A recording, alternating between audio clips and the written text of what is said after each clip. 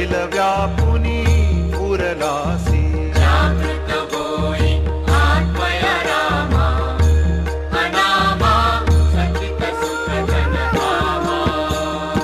ओंकारे तुझ सत ओळखती